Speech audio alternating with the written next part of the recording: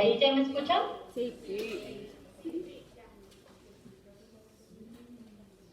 Ok, perfecto. Voy a continuar en donde nos quedamos. Platicábamos acerca de la sintomatología de los pacientes con EPOC, que va a ser característicamente respiratoria. Son pacientes que tienen disnea y tos crónica, que puede o no ser productiva, y son pacientes que se exacerban con frecuencia. ¿Por qué esta sintomatología? Bueno, pueden presentar ya sea anomalías a nivel de vía respiratoria, lo que conocíamos como bronquitis o bronquiolitis, y también puede haber anomalías a nivel alveolar o lo que típicamente se conoce como enfisema. Estos van a causar una obstrucción persistente y con frecuencia progresiva al flujo de aire. ¿Por qué es importante que estemos platicando hoy de EPOC?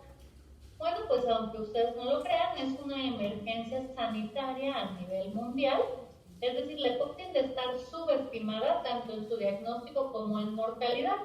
Hablamos de alrededor de 384 millones de pacientes que padecen EPOC en el mundo, y esto equivaldría a 1 de cada 10 adultos. Y de hecho la EPOC es la tercera causa de muerte, con 3 millones de personas que fallecen cada año, es decir, el 6% de las muertes a nivel mundial, solamente detrás de la cardiopatía isquémica y de la enfermedad cerebrovascular. Hablábamos hace poco de exacerbaciones, y bueno, les comentaba que son parte importante del pronóstico y de la progresión de la enfermedad del EPOC, y esto es porque 1 de cada 5 pacientes va a fallecer en el plazo de 1 año después de tener una exacerbación grave que requiera hospitalización. Y además la EPOC está subdiagnosticada, es decir, más de la mitad de los pacientes con EPOC no tienen diagnóstico y por lo tanto no se están tratando. ¿Cómo venimos atendiendo a estos pacientes o cuál es el tratamiento que clásicamente se les está dando? Bueno, normalmente cuando nosotros intervenimos por primera vez, puede ser con un paciente con sospecha que no se ha exacerbado antes. Entonces iniciábamos con un broncodilatador de acción corta, es decir, salbutamol, pero ese paciente frecuentemente se exacerbaba.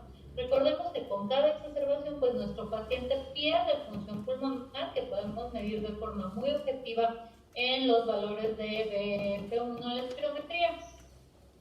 Y una vez que se exacerba y ya que se había acelerado la tasa de disminución en la función pulmonar, pues entonces nos cambiábamos a un broncodilatador de acción prolongada, ya sea un LAMA o un LABA.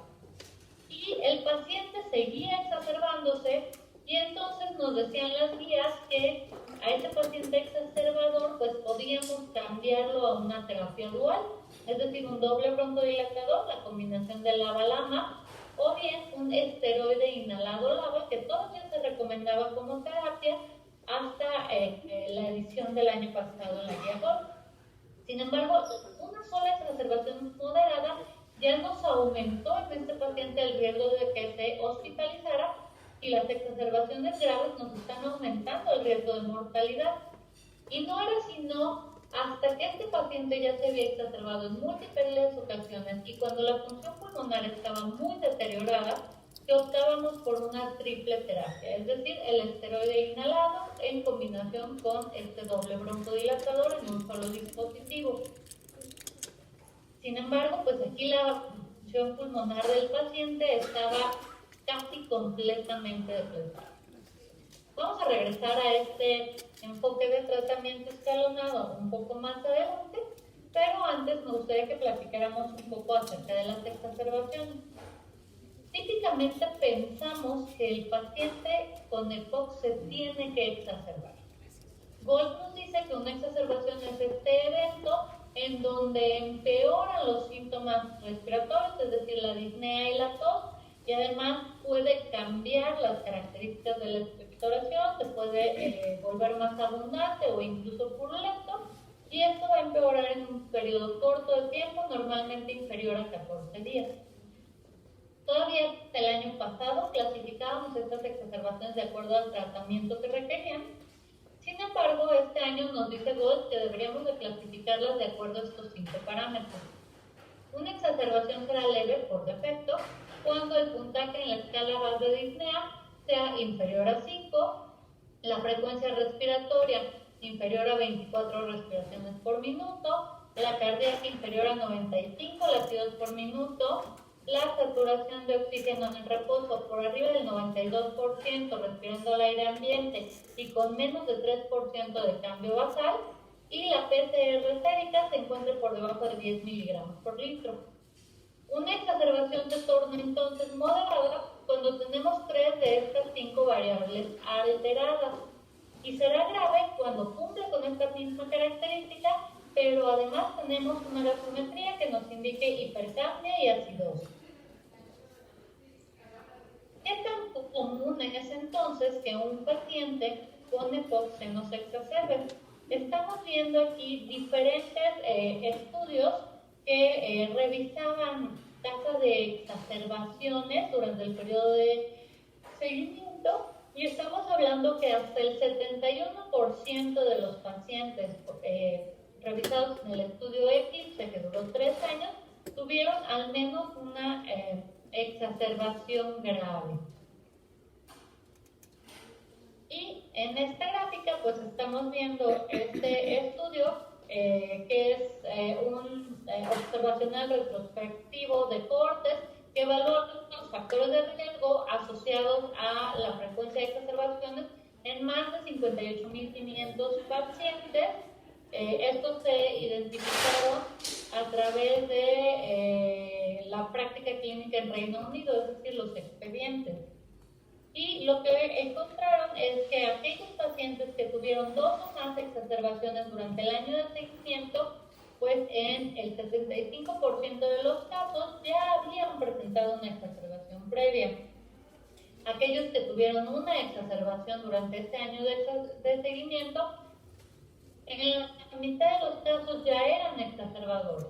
Y aquellos que no se exacerbaron durante el estudio, pues en su mayoría nunca se habían exacerbado. Es decir, una exacerbación previa será el mejor predictor para una nueva exacerbación en estos pacientes. Les comentaba que cuando un paciente se exacerba, pues este tiende a perder función pulmonar. Vamos a ver una disminución objetiva en el valor de BF1 en estos pacientes, y serán aquellos que clasificamos como que tienen enfermedad leve o que se encuentran en GOLD 1, aquellos que más función pulmonar perderán, es decir, estos pierden alrededor de 87 mililitros con cada exacerbación. Un paciente con EPOC moderada o grave o GOLD 2 o 3 pierde alrededor de 20 mililitros, y un paciente con EPOC muy grave perderá alrededor de 9 mililitros. Y esto es importante, ya que esto acelerará la tasa de disminución de función pulmonar. Además, el post-hoc del estudio Wisdom nos dice que esa función pulmonar no se recupera después de una exacerbación. Si se fijan, esta va a comenzar a disminuir desde antes de que aparezcan los primeros síntomas, y en este estudio, después de las 8 semanas que le dieron seguimiento a los pacientes, la mayoría no había recuperado esa función pulmonar. Sabemos que las exacerbaciones se asocian a un mayor riesgo de hospitalización y de muerte, esto incluso cuando son moderadas. Cuando un paciente tiene 2 exacerbaciones moderadas en un año, el riesgo de que fallezca aumenta en un 80%, y el riesgo de una hospitalización futura aumenta en un 21% con una sola exacerbación moderada. Además, vemos que la frecuencia de las exacerbaciones o la muerte aumentarán después de que se presenta el primer evento grave. Es decir, en esta tabla que se toma del estudio de Suiza et al. Del 2012, presentamos la mediana de los tiempos entre exacerbaciones, así como el tiempo transcurrido hasta la siguiente exacerbación o la muerte. Aquí vemos que las exacerbaciones graves también se asocian a un mayor riesgo de muerte y que existe una ventana de oportunidad para intervenir con el tratamiento adecuado. Y pues recordemos que 1 de cada 5 pacientes con EPOC fallece en el plazo de un año a partir de la primera hospitalización por una exacerbación. Cuando hablamos de exacerbaciones, pues lo normal es que pensemos en el daño a nivel pulmonar. Sin embargo, esto no se queda ahí, va a afectar mucho más allá de los pulmones. De hecho, en el periodo peri-exacerbación, es decir, en los primeros 10 días después del evento, vamos a tener un riesgo cardiovascular notablemente aumentado. ¿Qué quiere decir? Que del día 1 al 5, los pacientes tendrán 2 veces más riesgo de un infarto al miocardio frente al periodo sin exacerbación y además del día 6 al 10 los pacientes tendrán 40% más riesgo de un evento cerebrovascular frente a periodos sin exacerbación. Los pacientes con EPOC son pacientes que tienen un riesgo cardiovascular aumentado aún en periodos sin exacerbación. Esto se debe principalmente a 3 mecanismos. El primero será la inflamación. Recordemos que la inflamación pulmonar en la EPOC puede generar una inflamación sistémica y por lo tanto favorecerá el daño aterosclerótico, la hiperinsuflación que comprime el corazón reduciendo el gasto cardíaco y la hipoxemia, la cual provoca hipertensión pulmonar e insuficiencia cardíaca derecha. Si a esto le sumamos el factor de una exacerbación, pues veremos que la exacerbación va a amplificar estos 3 factores de riesgo en los pacientes con EPOC, lo cual se traduce en estos eventos aumentados en el periodo peri-exacerbado. Hay varios estudios que revisan la asociación entre enfermedad cardiovascular y EPOC. Por ejemplo, aquí estamos viendo los datos desde la Encuesta Nacional de Salud del 2002 en Estados Unidos, en donde se analizan los datos de más de 18,000 pacientes, participantes adultos, y pues lo que se buscaba era básicamente medir la prevalencia de enfermedad cardiovascular en pacientes con EPOC. El resultado fue que el 56% de los pacientes con EPOC habían sido diagnosticados con enfermedad cardiovascular frente a solo el 26% de la población sin EPOC. Lo podemos ver muy claro en estos ejemplos, en donde vemos que el 16.1% de los pacientes con EPOC tenían enfermedad coronaria frente a solo el 6.1% del resto de la población y el 11.4% de los pacientes con EPOC sufrían de insuficiencia cardíaca congestiva frente a solo el 2.4% de la población general. Estos datos se toman de otro estudio, se saca de la base de datos STIN, que es este compendio enorme de historias clínicas electrónicas anónimas de atención primaria, y aquí se realiza pues, este estudio para analizar todas las historias clínicas de pacientes del Reino Unido que estaban vivos y contribuían a esta base de datos hasta el 25 de febrero del 2005. La N fue muy importante, participaron 1.174.240 pacientes sin EPOC y 29.860 con EPOC, y lo que buscaba era el número de eventos acumulados de infarto al miocardio. Y si se fijan, la cantidad acumulada en pacientes con EPOC fue superior a 600 en el periodo de seguimiento de 1000 días, por mucho superior a aquellos eventos acumulados en la población sin EPOC, a pesar de que la N era significativamente más pequeña. Y pues no debe extrañarnos que las muertes por causas cardiovasculares pues son un motivo frecuente de mortalidad en pacientes con EPOC. En algunos estudios se ha visto que hasta el 39% de los pacientes fallecerán por causas cardiovasculares. Y algo también muy interesante es que con aquellos pacientes que consideramos que están clasificados como EPOC moderada, es decir, en un estadio 2, los que tienen más riesgo de sufrir enfermedad cardiovascular. ¿Qué pasa después de estos 10 días de periodo post-exacerbación? Pues el riesgo cardiovascular va en realidad a permanecer aumentado hasta un año después. Es decir, desde el día 1 hasta el día 30, los pacientes tendrán 280% más riesgo de un evento cardiovascular, y desde el día 31 hasta el año 90% más riesgo. Sin embargo, si ese paciente estuvo hospitalizado por esa exacerbación, el riesgo de un evento cardiovascular aumenta hasta 10 veces en los primeros 30 días. ¿Qué tendríamos que hacer entonces para prevenir exacerbaciones y por lo tanto disminuir el riesgo cardiovascular en estos pacientes? Pues primero que nada, identificar cuáles son aquellos que están en riesgo. Es decir, se consideran pacientes de alto riesgo aquellos que tienen aumento de disnea o tos productiva y aquellos que tienen antecedentes de exacerbaciones. Ya habíamos platicado de cómo la exacerbación es el principal predictor para una nueva exacerbación. Hablando de sintomatología, bueno, pues también será importante notar que es a partir del puntaje 3 de la escala MRC que se considera que un paciente está en un riesgo alto de exacerbar. Y bien, una vez que identificamos a nuestros pacientes, el siguiente paso será optimizar el tratamiento del EPOC para poder prevenir las exacerbaciones. Es decir, vamos a tomar estos tres componentes que median el riesgo cardiovascular y vamos a atacar cada uno de ellos. En el caso de inflamación, pues el componente del esteroide inhalado nos ayuda a reducir la inflamación pulmonar. En el caso de la hiperinsuflación, el uso de LABA y LAMA nos ayuda a disminuir la resistencia de las vías respiratorias, por lo tanto disminuye la hiperinsuflación pulmonar, mejora la capacidad inspiratoria, nos reduce volumen residual y por lo tanto mejora la función cardíaca. Y en el caso de la hipoxemia, la combinación de estos tres componentes nos ayudan a mejorar ventilación y perfusión, lo cual reduciría hipoxemia.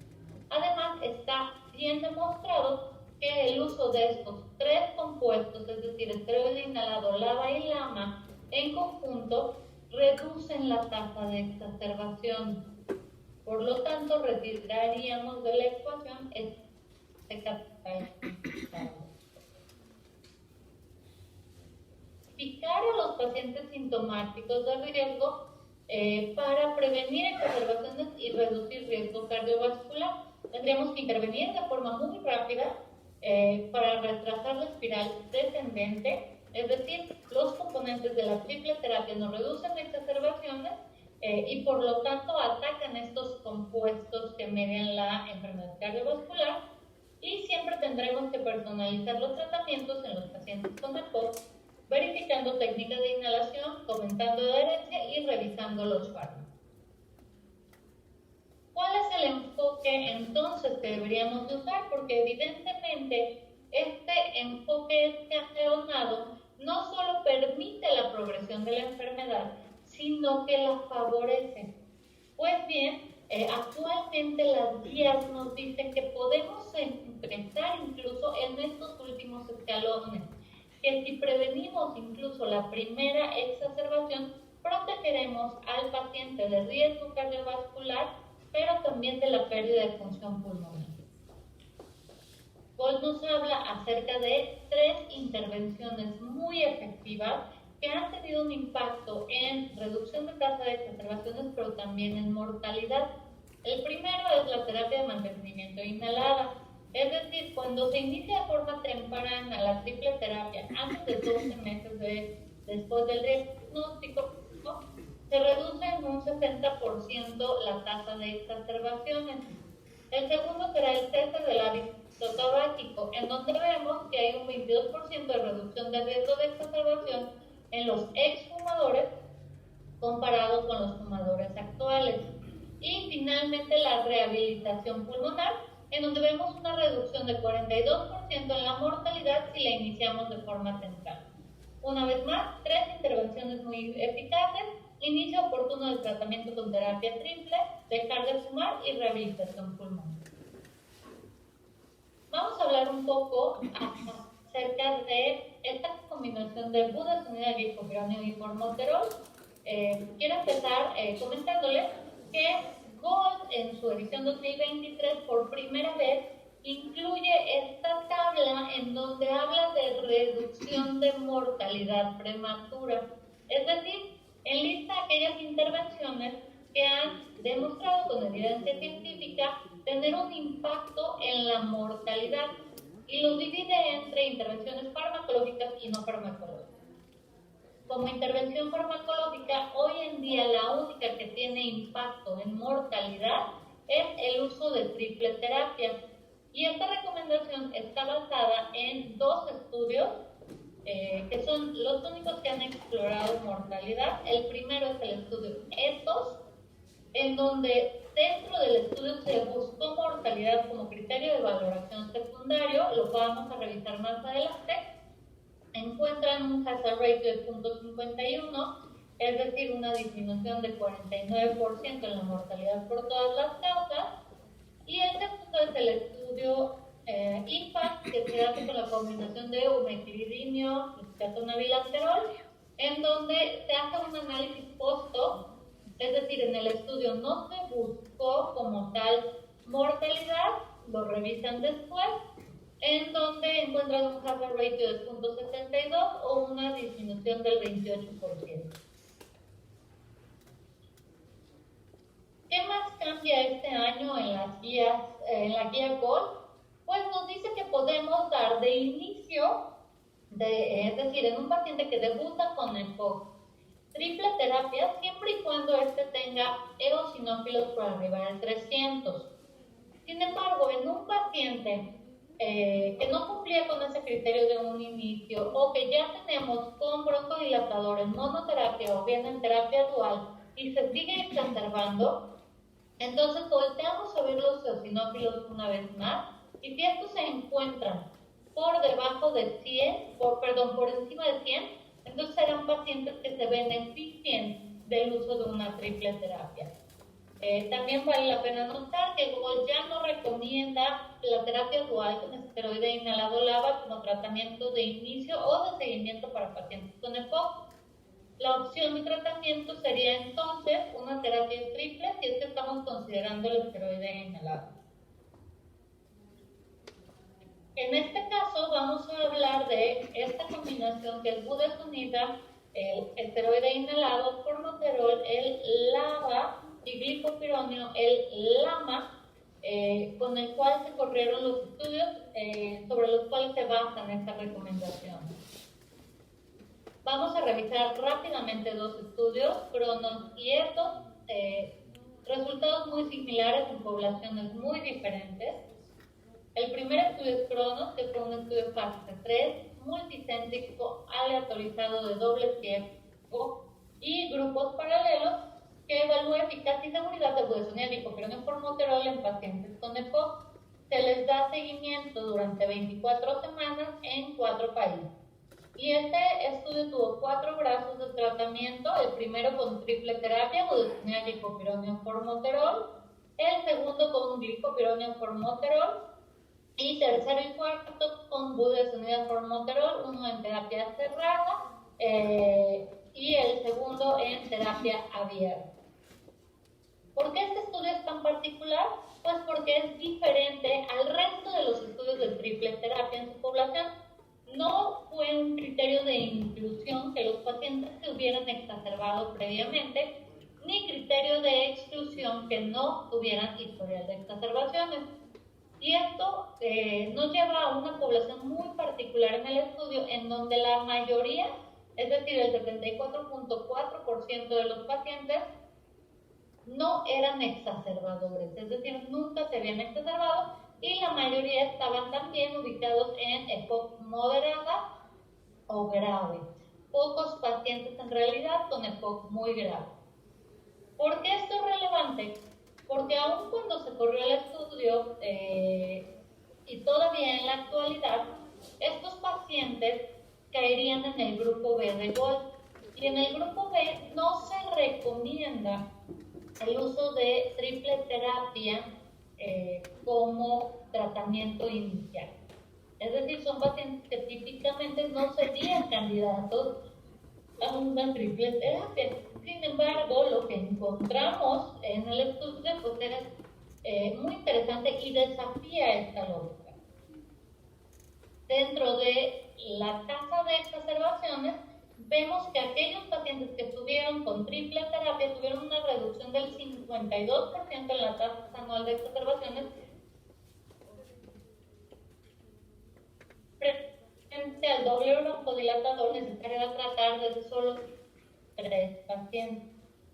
Además, si dividimos a estos pacientes entre exacerbadores y no exacerbadores, los que no se habían exacerbado antes tuvieron una reducción del 48% en la tasa de exacerbación frente al doble broncodilatador y del 2% frente al esteroide inhalado LABA. Y aquellos que sí eran exacerbadores previos, una reducción del 58% frente al doble broncodilatador y del 40% frente al esteroide inhalado LABA. Además, en la tasa de función pulmonar, que fue el criterio de valoración primario de Cronos, vemos que hubo una mejora completa y sostenida durante las 24 semanas en la función pulmonar. Es decir, de la basal hubo un aumento de 175 mililitros para los pacientes con triple terapia, 22 mililitros más que el doble broncodilatador y 74 mililitros más que el esteroide inhalado LABA.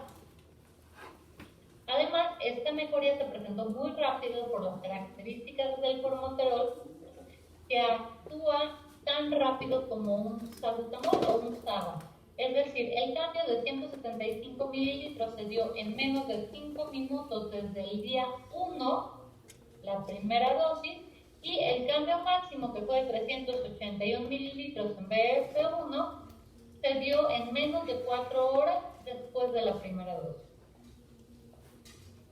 El segundo estudio será ETHOS, que es un estudio en fase 3, multicéntrico, aleatorizado, doble ciego y de grupo paralelo, que también evaluaba eficacia y seguridad de budesonida y hipoclorito formoterol en pacientes con EPOC.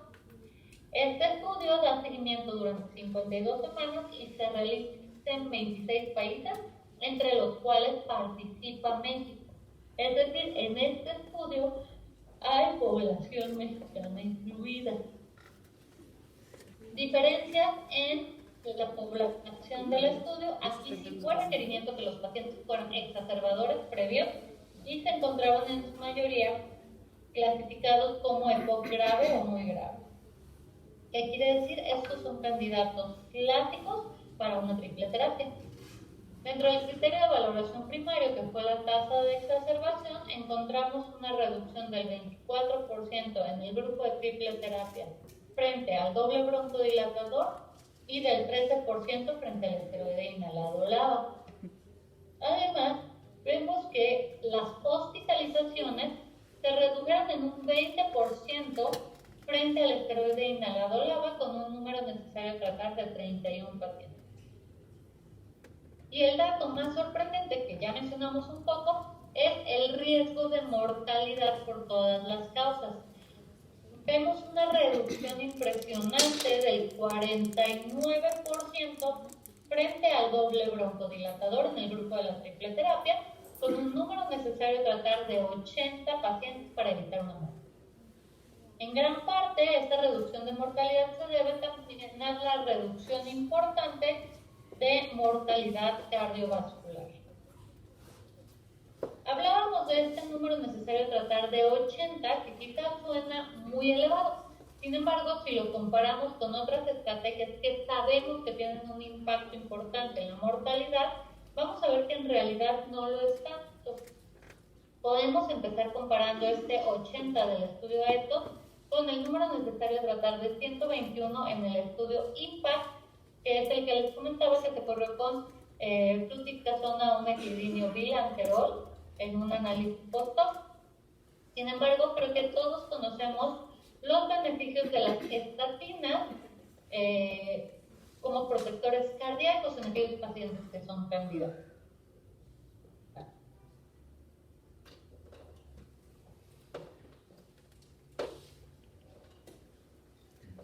Estatina, el número necesario de tratar estatina frente a placebo fue de 278. En el estudio HOPE de IECAS fue de 278 igualmente, y en el estudio EMPA-REGAUTON de inhibidores de SGLT2 frente a placebo fue de 120. Y algo que también tenemos todavía muy presente es la vacuna de COVID-19, en donde el número necesario para prevenir una muerte en la vacuna de AstraZeneca fue de 78 pacientes y de 119 con la vacuna de Pfizer. Observamos igualmente el beneficio en la mortalidad en pacientes muy diferentes en sus características, es decir, aquellos que ya eran exacerbadores previos, aquellos que tenían un valor de BF1 inferior al predicho, que habían usado triple terapia previamente o que estaban siendo tratados con esteroides inhalados, o bien que tenían un conteo de eosinófilos elevados. Vemos también que este beneficio en la mortalidad se mantuvo a lo largo del tiempo, aún en aquellos pacientes que utilizaban esteroide inhalado al inicio del estudio. Y me gustaría que revisáramos también un poco los eosinófilos, es decir, sabemos que en los pacientes con EPOC, a mayor número de eosinófilos, mayor será la tasa de exacerbaciones. Y esto lo vemos en ambos estudios, tanto CRAVA con doble broncodilatador, pues esta curva no se modificó. A medida que aumentaban los eosinófilos, aumentaba la tasa de exacerbaciones. Sin embargo, en los pacientes con triple terapia, esta tasa se mantuvo baja y plana independientemente del conteo de eosinófilos. Y es a partir de los 75 eosinófilos aproximadamente que vemos que estas curvas se empiezan a separar y que ya hay un beneficio clínico. Es por eso que la recomendación hoy en día es voltear a ver los eosinófilos y podemos usar triple terapia en aquellos que tengan más de 100. En cuanto a perfil de seguridad, pues podemos ver que es muy similar en todos los brazos de tratamiento, en todos los estudios, en donde en realidad algo que pudiera preocuparnos serían las neumonías, pero la tasa es muy similar en todos los brazos de tratamiento, es baja, de solo el 4.2% en el estudio ETHOS, y si volteamos a ver beneficio-riesgo, pues vemos que para prevenir una exacerbación necesitaríamos tratar 3 pacientes frente al doble broncodilatador y 7 frente al esteroide inhalado LABA. Sin embargo, para una neumonía confirmada necesitaríamos 58 pacientes. ¿Qué me gustaría que nos lleváramos el día de hoy de esta breve charla? Bueno, pues que sigue siendo urgente prevenir exacerbaciones y reducir el riesgo de eventos cardiovasculares y mortalidad prematura, que además es fundamental realizar una identificación temprana e intervenir de forma rápida con las terapias adecuadas para evitar que este paciente continúe deteriorándose, que la terapia triple hoy en día está reconocida por GOS como la única terapia farmacológica que reduce mortalidad y que budesonide y formoterol es una solución eficaz para aquellos pacientes adecuados que padezcan esto. Finalmente, pues me gustaría a lo mejor abrir un poco el foro para escuchar si alguien tiene alguna pregunta o bien algún comentario que quisieran hacer. Pues primero, muchas gracias, doctora Ana, por su ponencia. Le agradecemos su participación y dejamos el micrófono abierto para quien guste realizar alguna pregunta a la doctora.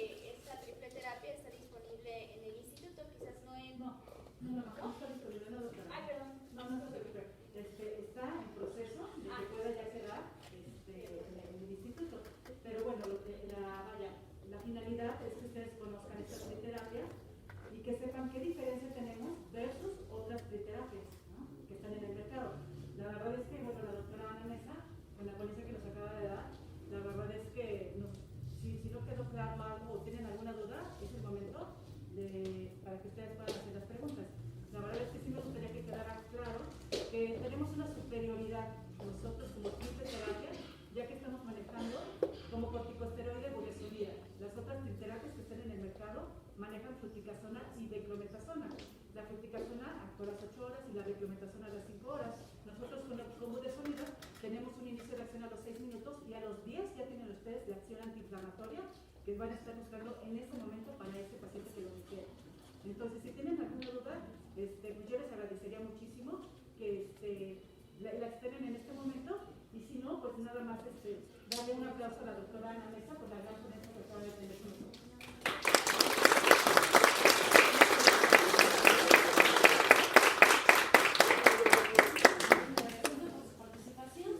Yo les agradezco mucho. Si no hubiera más preguntas, su invitación el día de hoy. Les dejo un código QR que les llevará al portal de AZMed, donde pueden encontrar mucha información científica, no solo acerca de EPOC, sino también acerca de las otras líneas terapéuticas. Y finalizo pidiéndoles su apoyo para hacer farmacovigilancia. En caso de que ustedes encuentren algún evento adverso, nos ayuden a reportarlo a través del código QR del correo de contacto o bien a través de vía telefónica. Muchas gracias, doctora.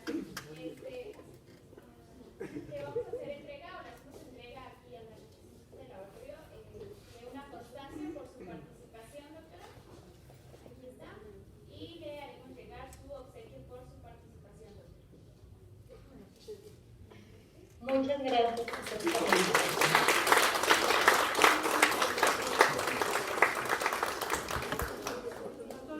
Yo les agradezco mucho la atención y la oportunidad que nos tienen a nosotros como laboratorio AstraZeneca de estar presentes. Por favor, muchas gracias para ustedes. Y pues si gusta pasar, adelante. Gracias. Te tomé una foto, pero no metiste. Entonces, Diego, como te gusta, por era la peor.